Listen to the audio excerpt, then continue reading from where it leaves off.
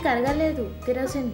అవును అక్క, ఉప్పు నీళ్ళల్లో కరుగుతుందిలే కానీ కిరోసిన్లో ఎందుకు కరగడం లేదు? అదే నాకు అర్థం కావడం లేదు. ఇదేంటో విచిత్రంగా ఉంది.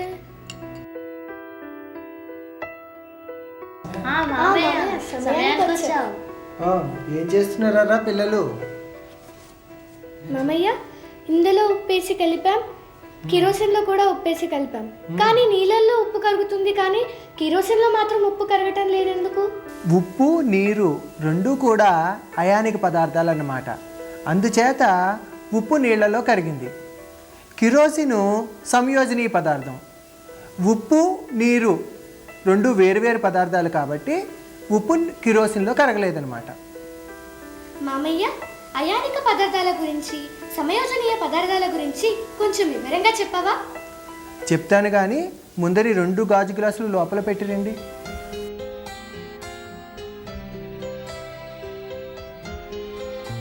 రామ్మారా, ఇంతకీ మీకు ఉప్పు రసాయనం ఏంటో తెలుసా? తెలుసు మామయ్య, sodium chloride. Very good. Sodium chloride ఒక అయానిక పదార్థం. ఎలాగో చెప్పగలరా? చెప్తాను మామయ్య. సోడియం అయాను క్లోరిన్ అయాను కలిసి సోడియం క్లోరైడ్ ఏర్పడుతుంది. కరెక్ట్. ఎలక్ట్రాన్ల పంపిణీ ఆధారంగా పదార్థాలను అయానిక సంయోజనీయ పదార్థాలుగా వర్గీకరించవచ్చు. ఉప్పు సోడియం క్లోరైడ్ అంటే NaCl. సోడియం నుండి ఒక ఎలక్ట్రాన్ తొలగించినప్పుడు Na+ అయాన్గా మారుతుంది. ఈ ఎలక్ట్రాన్ని క్లోరిన్ స్వీకరించి క్లోరైడ్ అయాన్గా మారుతుంది. అంటే Na- electron gives rise to Na+ ion. అలాగే Cl+ electron gives rise to Cl- ion. Sodium పరమాణువు ఒక ఎలక్ట్రాన్ను కోల్పోయి సోడియం ధనాత్మక అయానుగాను, క్లోరిన్ పరమాణువు ఒక ఎలక్ట్రాన్ను పొంది రుణాత్మక అయానుగాను ఏర్పడతాయి. ఒక పరమాణువు నుండి మరొక పరమాణువునకు ఎలక్ట్రాన్ వెళ్ళడాన్ని ఎలక్ట్రాన్ బదిలీ అంటాము. ఈ ఎలక్ట్రాన్ బదిలీ వల్ల ఏర్పడిన బంధాన్ని అయానిక బంధము అంటారు. దీని గురించి తెలుసుకోవడానికి మనం ఒకసారి NaCl బంధాన్ని చూద్దాం. ఇక్కడ సోడియం నుండి ఒక ఎలక్ట్రాను క్లోరిన్కి బదిలీ అయ్యింది. ఆ విధంగా అయానిక బంధం ఏర్పడింది. అర్థమైందా? అర్థమైంది మామయ్య. ఈ రసాయన బంధం ఎందుకు ఏర్పడుతుంది? ఎందుకంటే పదార్థాల స్థిరత్వం కోసం, అంతే. మూలకాల పరమాణువులు స్థిరత్వం కోసం ఏర్పరచుకునే బంధాలనే రసాయన బంధాలు అంటారు. తెలిసిందా? తెలుసు మామయ్య. రాణి, అలాగైతే కొన్ని అయానిక పదార్థాల పేర్లు చెప్పగలవా? చెప్పగలను మామయ్య. అవి potassium chloride, magnesium chloride, magnesium oxide. అయితే మామయ్య, నాకో డౌటు. ఇలా అన్ని పదార్థాలలోనూ అయానిక బంధమే ఉండి స్థిరత్వాన్ని పొందుతాయా? కాదమ్మా, నీకు ఒక ముఖ్యమైన విషయం చెప్తాను. జీవులన్నీ కూడా ముఖ్యమైన 6 అలోహ పదార్థాల చేత నిర్మితమై ఉంటాయి. అవునా మామయ్య? ఆ మూలకాల పేర్లేంటి? అవి carbon, hydrogen, nitrogen, phosphorus, sulphur, oxygen. ప్రాణులన్నీ కూడా ఈ 6 పదార్థాలతోనే నిర్మితమై ఉంటాయి. ఇంకొక విషయం, ఈ మూలకాలతో ఎన్నో పదార్థాలు ఏర్పడతాయి. వాటి సంఖ్యను కూడా మనం లెక్కించలేము. మరి ఈ పదార్థాలలోని బంధం ఏమై ఉంటుందబ్బా? అది సంయోజనీయ బంధం. కొంచెం వివరంగా చెప్పు మామయ్య. 2 అలోహ మూలక పరమాణువులు ఎలక్ట్రాన్ జంటను సమిష్టిగా పంచుకొని దానికి దగ్గరగా ఉన్న జడవాయువు యొక్క ఎలక్ట్రాన్ విన్యాసాన్ని పొందుతాయి. దీనినే మనం సంయోజనీయ బంధం అంటాం. దీనికి ఏదైనా ఒక ఉదాహరణ చెప్పవా మామయ్య? సరే, అలాగే హైడ్రోజన్ అణువులో ఎన్ని పరమాణువులు ఉంటాయి? 2. ఒక్కొక్క హైడ్రోజన్ పరమాణువులో ఎన్ని ఎలక్ట్రాన్లు ఉంటాయి? ఒక్కొక్కటి. సరే, అవి ఎక్కడుంటాయో చెప్పండి అమ్మా. వ్యాలెన్సీ ఆర్బిటాల్లో. గుడ్. ఈ రెండు పరమాణువులు దగ్గరకు వచ్చినప్పుడు వాటి మధ్య అతిపాతం జరిగి సమయోజనీ బంధం ఏర్పడుతుంది. ఈ బంధంలో జంట ఎలక్ట్రాన్లు ఉంటాయి. ఈ బంధాన్నే సమయోజనీ బంధం అంటాం. దీనిని ఎలక్ట్రాన్ చుక్క ఫార్ములాలో చూపించవచ్చు. ఆర్బిటాల్స్ వాటి అతిపాతం గురించి కొంచెం వివరంగా చెప్పవా? సరే, మీకు తెలిసిన ఆర్బిటాల్స్ వాటి ఆకృతులు చెప్పగలరా? ఎస్ ఆర్బిటాల్ గోళాకృతిలోను, పి ఆర్బిటాల్ డంబెల్ ఆకృతిలోను, డి ఆర్బిటాల్ డబుల్ డంబెల్ ఆకృతిలోను ఉంటాయి. వెరీ గుడ్, బాగా గుర్తున్నాయే. ఈ సంయోజనీ బంధాల బలాలు అతిపాతం చెందే ఆర్బిటాల స్వభావం మీద ఆధారపడి ఉంటాయి. అవునా మామయ్య? అయితే అతిపాతంలోని రకాలు చెప్పావా?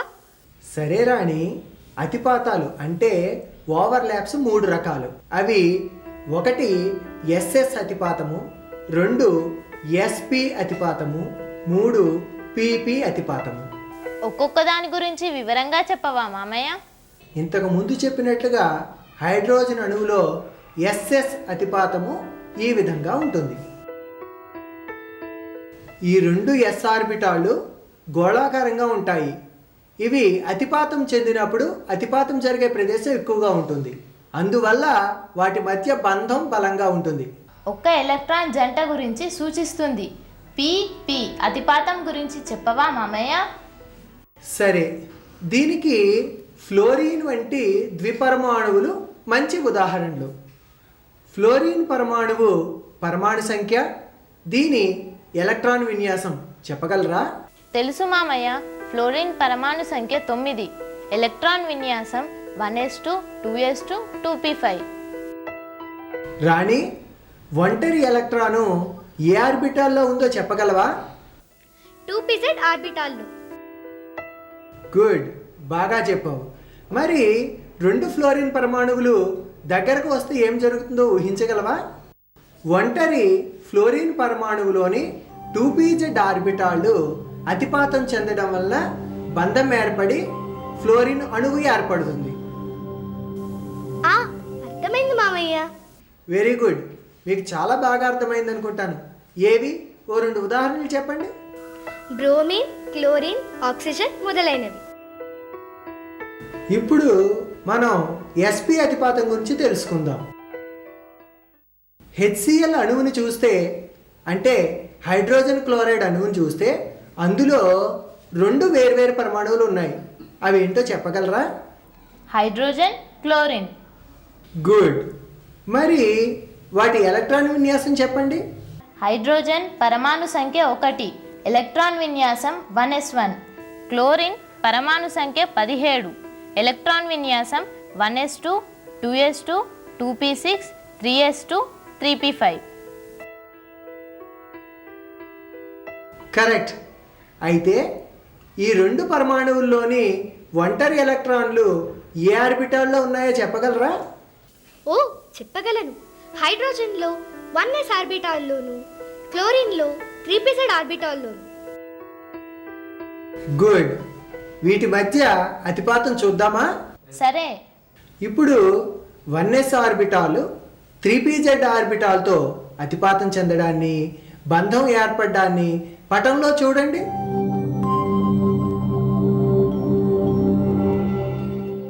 ఎస్పి అతిపాతానికి మరికొన్ని పేర్లు చెప్పండి.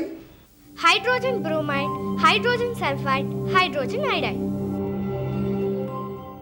అయితే మీకు అయానిక బంధం, సంయోజనీ బంధం, ఆర్బిటాల్ ఆకృతులు, వాటి అతిపాతాల గురించి చాలా బాగా అర్థమైంది అనుకుంటానే. ఓ, బాగా అర్థమైంది. అవునా? సరే, అయితే ఇప్పుడు కొన్ని ప్రశ్నలు అడుగుతాను, చెప్తారా? చెప్తాం మామయ్య. వాణి, ఎలక్ట్రాన్ బదిలీ వల్ల ఏర్పడే బంధం ఏది? అయానిక బంధం. గుడ్. రాణి, ఇంతకీ క్లోరిన్లో ఏ బంధం ఏర్పడిందో చెప్పగలవా? ఓ, అదా సమయోజనీయ బంధం. అంతే కదా మామయ్య? కరెక్ట్. సరే, మరి ఈ అతిపాతాలు ఎన్ని రకాలో నువ్వు చెప్పు. హో, అవి 3 రకాలు. ఎస్ఎస్ అతిపాతం, ఎస్పి అతిపాతం, పిపి అతిపాతం. వాణి, డంబెల్ ఆకృతిలోని ఆర్బిటాల్ ఏది? పి ఆర్బిటాల్ కదా మామయ్య. Very good. రాణి, చివరిగా నువ్వు చెప్పు, డి ఆర్బిటాల్లోని ఆర్బిటాల్ సంఖ్య ఎంత? 5 మామయ్య. వెరీ గుడ్, చాలా బాగా చెప్పావు. మీకు చాలా బాగా అర్థమైంది అనుకుంటాను. మీకు సందేహాలన్నీ తీరాయా? అవును మామయ్య. Thank you. యూ.